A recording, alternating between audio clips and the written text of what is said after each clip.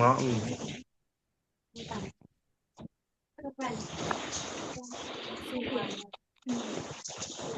Halo, Assalamualaikum warahmatullahi wabarakatuh. Selamat sore, selamat datang di podcast kami hari ini. Nah, kami senang sekali Anda bisa bergabung dengan kami dalam diskusi yang menarik tentang feminisme dan disorientasi seksual.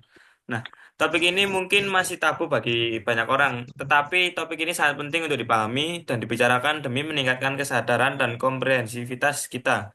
Nah, mungkin kalian sendiri bertanya-tanya tentang apa sih hubungan antara feminisme dan disorientasi seksual. Oleh karena itu, mari kita jelajahi bersama-sama melalui cerita inspiratif, analisis mendalam, dan solusi praktis untuk mengatasi masalah-masalah yang timbul dari feminisme dan disorientasi seksual. Nah, sebelum itu, izinkan saya perkenalan diri. Saya Rama Renanda Olivianto sebagai host kali ini. Dan saya Kemudian Vicky ada Wanda. rekan saya. Nah, untuk tiga narasumber di sini ada Kak Nurwilda, Kak Raffi Ahmad Jatmiko, dan Kak Irfan Amri Balia Malki. Nah, oke, langsung aja. Buat Mas Irfan nih, apa sih pengertian feminisme menurut Mas Irfan sendiri nih? Oke, jadi menurut saya feminisme adalah gerakan atau pandangan yang memperjuangkan tentang kesetaraan gender. Kalau di lingkungan kampus biasanya dapat ditemukan tentang diskusi-diskusi hak-hak perempuan, seminar gender equality, atau bisa juga aksi solidaritas apabila ada mahasiswi yang terkena pelecehan seksual. Itu sih. Eh, dari kalian sendiri nih, apakah pernah menemui perilaku feminisme di lingkungan sekitar kalian? Mungkin bisa dijawab dulu oleh Mbak Wilda. Oke, kalau aku pribadi ya, kalau zaman sekarang itu udah banyak banget malah. Ini di lingkungan kampus juga udah banyak, di lingkungan tempat tinggal kita juga udah banyak. Soalnya eh, orang-orang masa sekarang itu udah lebih melek ke zaman ya, maksudnya mereka lebih sadar kalau kesetaraan gender ini juga penting gitu. Dan ini benar-benar semua orang itu sudah hampir tahu, hampir semua lapisan masyarakat ini udah tahu gimana pentingnya kesetaraan gender ini. Jadi nggak membatasi wanita ataupun pria itu untuk mendapatkan hak-hak mereka itu seperti apa gitu. Tapi emang benar sih Mbak ya, kan orang-orang zaman sekarang itu lebih open minded lah. Iya, benar-benar. Terus dari Mas Raffi nih gimana? Apakah pernah menemui perilaku feminisme di lingkungan sekitar? Banyak. Mulai dari sekarang tuh dari lingkungan kerja saya, lingkungan hidup saya aja ya, kayak mulai dari orang bekerja tuh sekarang dominan bukan hanya laki-laki untuk sekarang tuh. Semua kalangan, bukan semua kalangan, dari kedua gender sekarang tuh memiliki hak yang sama. Dalam artian mereka tuh memiliki hal kayak sama, kayak tapi kewajiban juga sekarang bisa bilang sama. Terus kayak dalam hal ini juga banyak masyarakat yang sudah sangat melek akan hal ini. Terus banyak juga kayak dalam instansi pemerintah juga sekarang tidak hanya diisi oleh laki-laki. Bahkan dalam presiden kita ada loh pernah sekali itu di Megawati yang menjadi presiden kita. Beliau adalah seorang perempuan dan juga dulu ada juga seorang pahlawan juga pernah ada itu namanya Ibu Kartini. Ya mungkin itu mulai bukan hanya sekarang, mungkin udah dari dulu banyak perjuangan gitu kan. Itu aja sih. Benar banget tuh kan di siklus pemerintahan kita kan lebih gak kayak dulu kan dulu lebih banyak mungkin lebih banyak laki-lakinya kan. Sekarang kayak bisa seimbang gitulah. Terus Iya, benar-benar. buat pertanyaan kedua nih, eh menurut kalian pernah nggak buat orang-orang yang berperilaku feminisme ini cirinya gimana sih? Mungkin dari Kak Irfan dulu boleh kasih jawabannya. Menurut saya, jika seseorang memahami feminisme dari sudut pandang Islam, maka dia akan lebih berani untuk menuntut hak-hak sesuai syariat, seperti menuntut untuk pendidikan atau keadilan dan kebebasan berpendapat, atau Dan jika seseorang memahami feminisme dengan ekstrim, maka perubahan yang dapat terlihat mungkin seperti penolakan peran tradisional terhadap perempuan di lingkungan keluarga atau di lingkungan masyarakat yang telah disyariatkan oleh Allah Subhanahu wa taala. Itu sih. Jadi pasti ada yang baik dan ada yang buruk ya. Mungkin dari Kak Wilda dan Kak Raffi nih, gimana? Oke, ini kalau secara umum ya, biasanya orang-orang yang terlibat dengan gerakan feminisme ini, kesadaran sosialnya itu meningkat ya. Mereka ini lebih kritis terhadap ketidaksetaraan gender. Jadi kalau misalkan ada yang lebih condong ke perempuan atau ke laki-laki, mereka ini lebih kritis menyikapi hal-hal kayak gitu. Dan mereka ini juga cenderung berjuang untuk hak-hak yang setara antara pria dan wanita dalam berbagai aspek kehidupan, termasuk pekerjaan, pendidikan, dan tadi hak-hak politik. Ya, seperti sekarang ini kita udah banyak banget ya lihat dari apa pejabat-pejabat itu nggak sekedar pria aja. Sekarang itu udah banyak yang perempuan-perempuan juga. Dan yang terakhir, mereka ini biasanya lebih menghargai perempuan. Ini konteksnya cenderung ke peran perempuan dalam keluarga yang lebih fleksibel. Jadi kayak misalkan di rumah tangga, ini tuh nggak melulu pekerjaan rumah tangga ini harus dikerjakan sama perempuan aja. Karena berumah tangga ini kan berdua ya, jadi nggak satu pihak doang yang jalan. Jadi bagi tugas lah ya. Gitu sih. Biar gak jomplang gitu Mbak ya kan harus misal suaminya nyuci, istrinya yang masak gitu kan Mbak ya. Ya, betul-betul. Jadi perlu kerjasama lah ya, biar nggak capek salah satu gitu. Soalnya kan menikah ini komitmen berdua gitu kan Mbak ya. Nah, betul. Kecuali kalau mereka komitmennya sendiri-sendiri. Ini beda cerita. Waduh. Terus menurut Mas Raffi nih, gimana? Untuk gimana ya orang-orang yang bergerak feminisme betul seperti kata Wilda, mereka lebih condong ke mendukung perempuan karena kita tahu lah ya dari zaman dulu perempuan tuh lebih sering didiskriminasi, lebih disepelekan oleh mata publik gitu loh. Hanya dipandang hanya sebagai pembantu, pembesar anak, dan juga sebagai pengurus rumah tangga. Nah, oleh karena itu banyak juga golongan dari kalangan laki-laki maupun perempuan mereka tuh lebih sadar, sadar akan itu gitu loh. Nah, karena itu mereka membuat gerakan seperti feminisme untuk memperjuangkan hak-hak mereka, untuk terus berjuang, untuk terus bertahan hidup. Nah, kalau sekarang kan sebetulnya kayak independent woman gitu lah.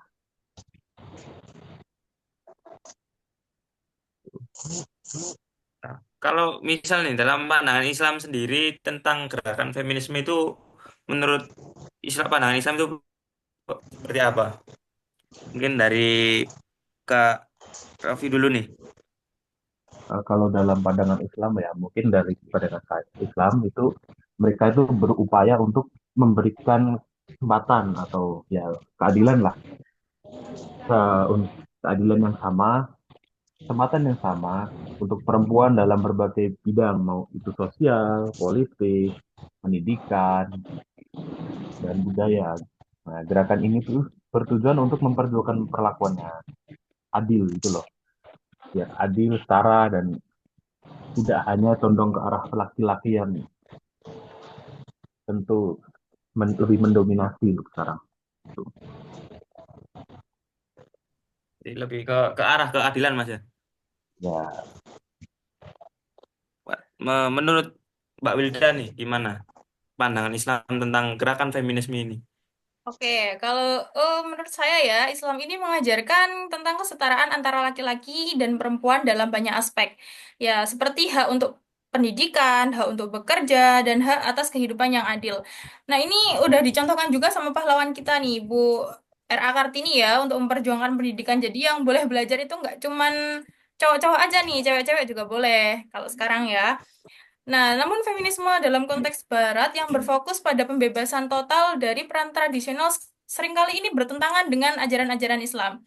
Jadi, eh, kita sebagai generasi muda ini harus selektif juga ya dengan ini era globalisasi. Jadi, feminisme ini kalau misalkan dari apa ya, dari budaya Barat yang masuk itu terlalu ekstrim. Nah, jadi kita harus bisa memilah antara yang sesuai dengan syariat Islam, mana yang nggak sesuai mana. Jadi bisa yang bisa diikuti yang mana, yang bisa ditinggalkan yang mana gitu sih.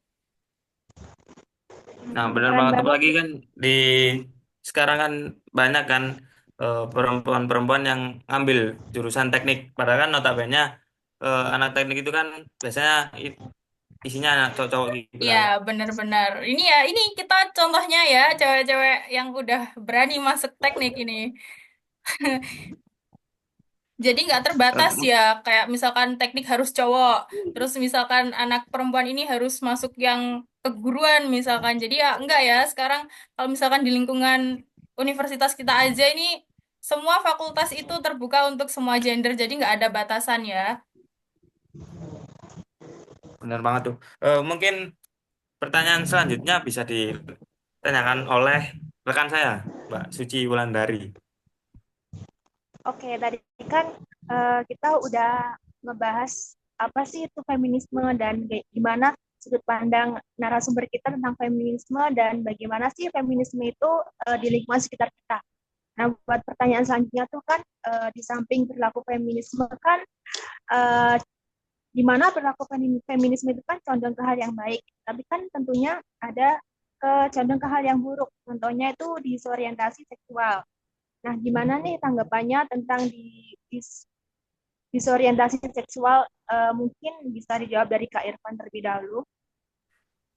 Kalau saya sih menolak tegas perilaku disorientasi seksual ini. Apalagi Islam juga melarang segala bentuk hubungan yang bertentangan dengan fitrahnya, di mana fitrah manusia itu kan berpasangan laki-laki dengan perempuan gitu kan.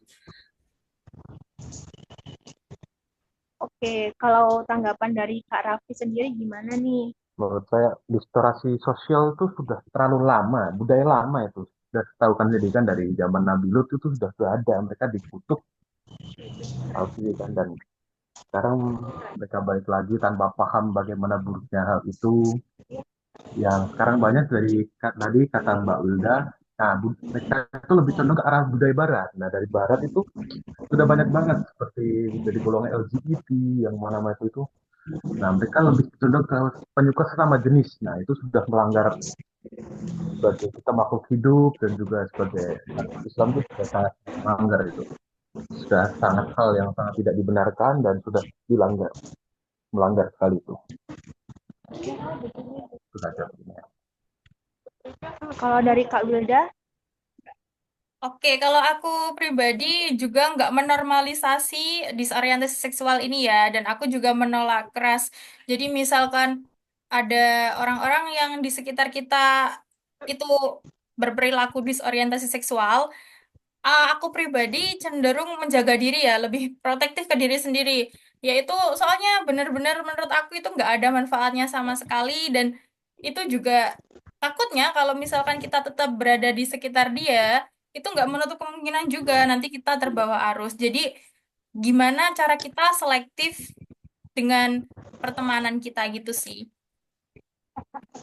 oke, jadi disorientasi seksual itu secara tegas dalam Islam itu dilarang ya.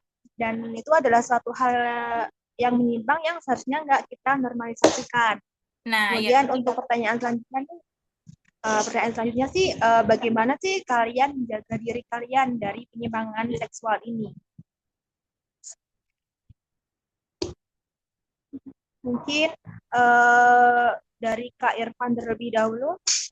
Kalau dari saya, menjaga diri dari perilaku menyimpang ini membutuhkan pemahaman agama yang kuat, memperkuat iman, terus memperbanyak amal kebaikan, menghadiri majelis ilmu, memperbanyak teman yang saleh, dan meminta perlindungan dari Allah Subhanahu wa Ta'ala. Gitu sih. Oke, kita memperkuat iman kita, terus kita lebih mendekatkan diri kepada Allah ya Kak ya. Iya. Oke, kalau dari Kak Raffi sendiri gimana nih? Mungkin mirip dengan jawabannya Kak Irfan tadi, kita harus berpegang teguh pada iman kita, berpegang pada Al-Quran, dan juga yang kedua itu ini, selektif dalam memilih teman.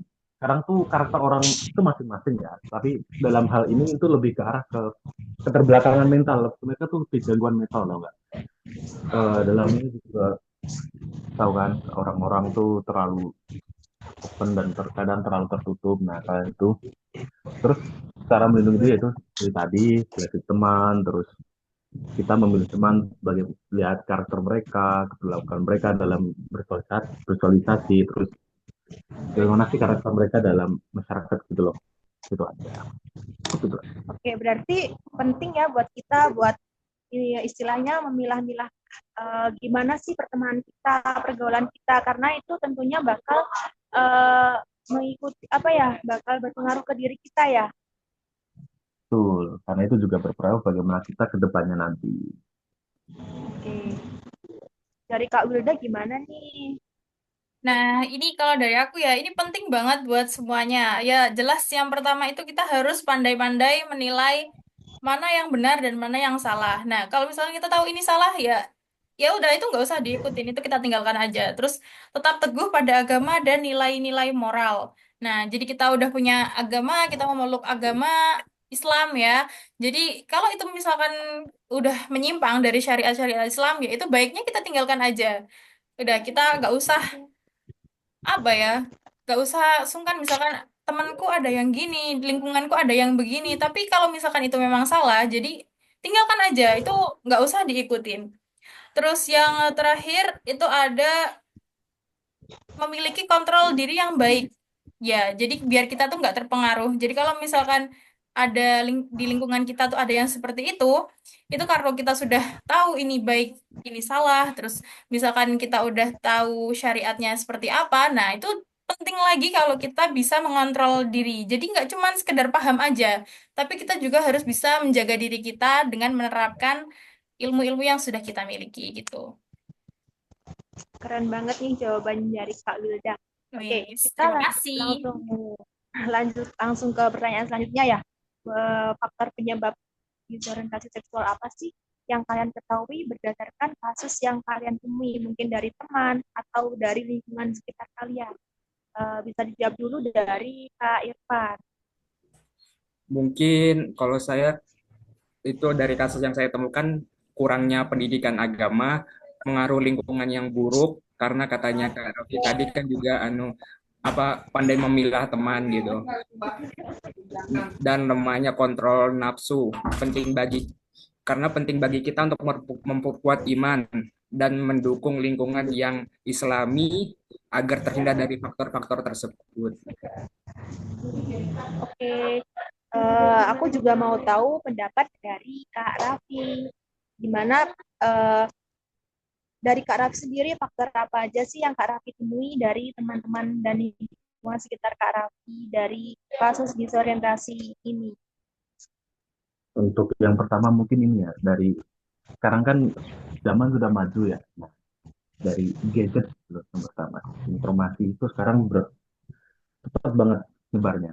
Kayak misal dari mana, dari USA gitu, dalam berapa detik sudah sampai Indonesia. Nah, berita-berita itu loh yang membuat masyarakat yang mungkin lemah iman, ya Siapa? mungkin kurang pendidikan agama, terus kayak lingkungan yang dibilang toksik. Nah, mereka lebih cepat banget untuk ikut-ikutan gitu loh. Nah, dalam kasus ini mungkin mereka lebih ke arah ikut-ikutan dan juga mungkin ada beberapa juga dalam hal ini kayak mereka tuh kurang cocok gitu loh sama beberapa lingkungan masyarakat kita, terus mereka terus kayak ih aku lebih cocok di sana ih ngikut gitu, nah model-model gitulah. Terus banyak juga sih yang model kayak dalam bilangannya tuh FOMO, nah dalam bahasa sekarang tuh FOMO gitu loh. Itu aja sih bang. Oke, terakhir nih ya, ada nggak sih pesan-pesan yang ingin disampaikan buat para penonton dari teman-teman sekalian? Mungkin bisa dijawab dulu dari Kak Wilda atau Kak Irfan atau Kak Raffi. Oke, ini dari aku dulu nggak apa-apa ya?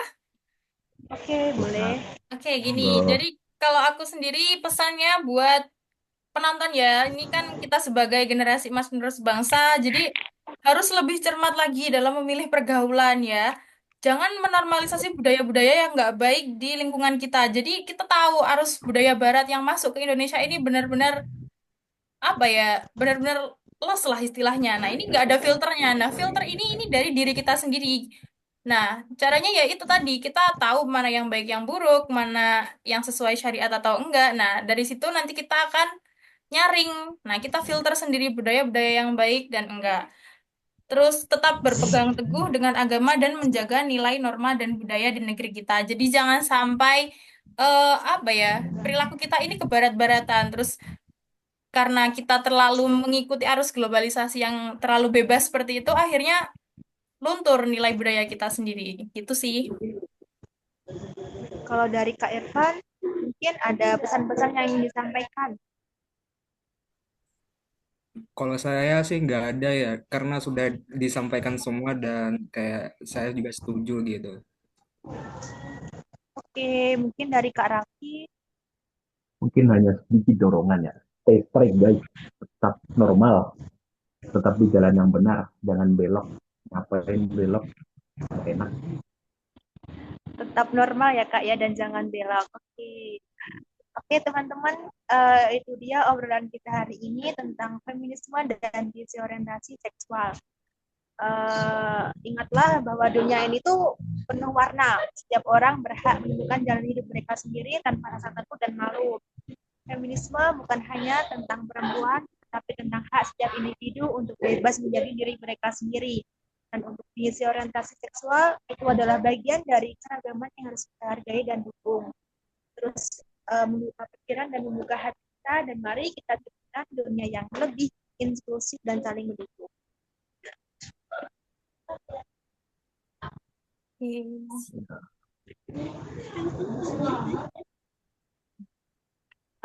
Mungkin itu saja dari podcast kita kali ini. Kita akhiri. Sekian, terima kasih. Wassalamualaikum warahmatullahi wabarakatuh. Ya, Waalaikumsalam warahmatullahi wabarakatuh. Dadah, terima kasih. Terima kasih.